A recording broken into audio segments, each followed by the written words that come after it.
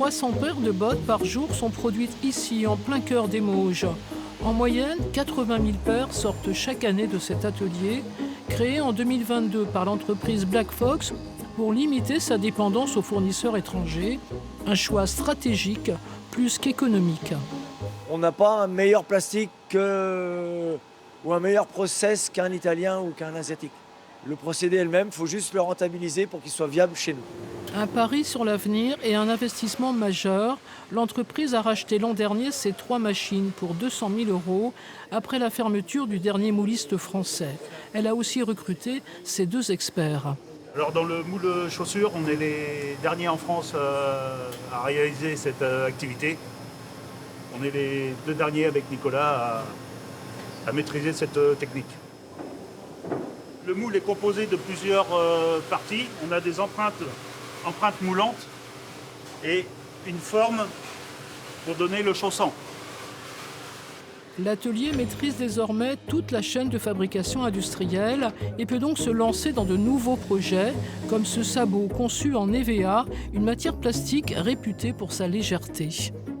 Mais on va développer le premier sabot EVA français. Après 3 essais quand même, avec 3 moules prototypes, nous avons enfin pu avoir la forme idéale, comme ceci. Et donc là, on réalise la série de moules qui va pouvoir partir en production, on l'espère, en avril prochain. Avec un volume prévu de 40 000 paires par an et un prix de vente d'une vingtaine d'euros, la relocalisation de la production paraît bien amorcée. À une dizaine de kilomètres de là, la 5e génération est désormais aux commandes de l'entreprise familiale Beau Sabot. Le sabot de bois d'antan a laissé place à des modèles contemporains. Ici, tout est fait à la main, ou presque. Nous, on résiste en proposant un produit qualitatif avec des matières nobles, confortables, et on privilégie des toutes petites fabrications. Donc chaque client peut personnaliser, et c'est ça qui fait notre force, en fait, d'avoir des petites séries, et du coup de pouvoir proposer une multitude de modèles avec une multitude de matières et de couleurs différentes. Et c'est surtout ça notre force. Le cardage, c'est bon. Normalement, en réactivant, ça va pouvoir avoir plus de flexibilité, donc ça devrait passer.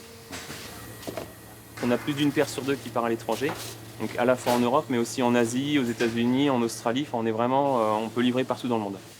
Japonais et Coréens adorent le Made in France, et ils adorent aussi les produits traditionnels qui ont une histoire derrière. Donc on vend un produit, mais on vend aussi une histoire, et c'est une histoire familiale, et ça, ils apprécient fortement. Un artisanat d'excellence qui a reçu le label Entreprise du patrimoine vivant, notamment pour son engagement à travailler avec des matières locales.